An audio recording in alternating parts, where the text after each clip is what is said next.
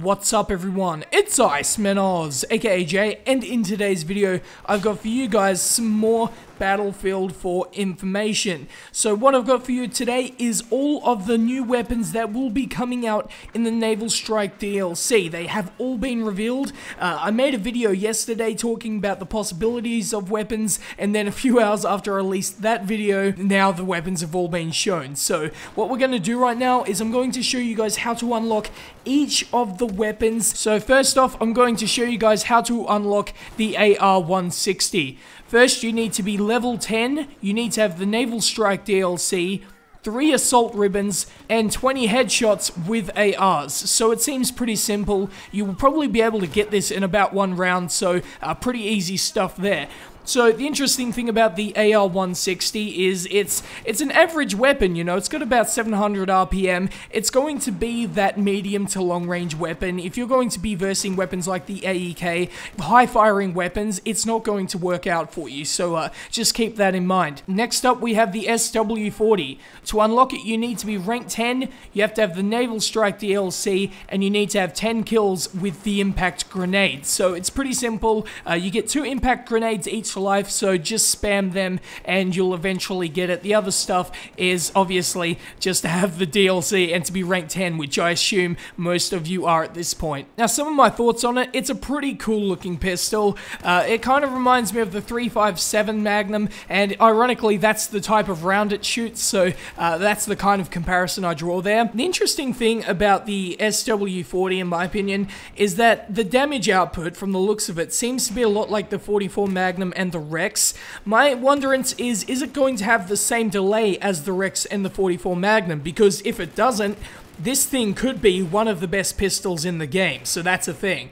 Now, moving on to the next weapon out of our list, and that is the SR338, which is a sniper rifle available for the Recon class, and it is a semi-automatic sniper rifle. You need to be rank 10, you have to have the Naval Strike DLC, 3 sniper rifle ribbons, and 5 kills with C4 on Naval Strike. So just get out the C4 and spam that and you'll get that no problem. And a general theme I've noticed here with a lot of these weapons is they're very easy to unlock, you know, they don't take much time to get, and that is definitely a good thing. You know, it's not going to be, you're going to be head banging against a wall trying to unlock these things. It is pretty simple to do for a lot of these assignments. So this sniper rifle is pretty interesting because it's semi-automatic, and it uses a 338 round, which is more powerful than the standard NATO round, which is used for a lot of the other semi-automatic sniper rifles. So it'll be interesting to see how powerful this thing is in game. I think this could be one of the dark horses out of these weapons, out of this DLC. We'll have to see how this weapon goes, but I'm very curious to see how this thing plays out. Now we move on to the PDW out of this DLC, which is called the SR-2 PDW. To unlock it, you need to be rank 10, you have to have the Naval Strike DLC, and you have to destroy 20 boats. So the best way I can think about using this weapon is in close quarters, right? It's obviously used for that with that high fire rate, but I don't think it's going to be that great considering that you can select, you know, an AEK 971, which is going to be probably better off for you. It'll have the higher damage output, and it'll have the drop-off, which will be 18, and this PDW will have a lower damage drop-off. So at long range, the AEK is going to be better for you, and just a bunch of weapons with that fire rate around 850 to 950 RPM, and even when you obviously go into the FAMAS with 1000 rounds per minute. And now moving on to the final weapon out of my list, and it is the AWS. It's a light machine gun. The way to unlock it, you need to be rank 10, you have to have the Naval Strike DLC, you have to have 3 LMG ribbons, you also have to destroy 3 vehicles as a support player. So it might take a little bit of grinding, but I think if you focus your attention on actually unlocking it,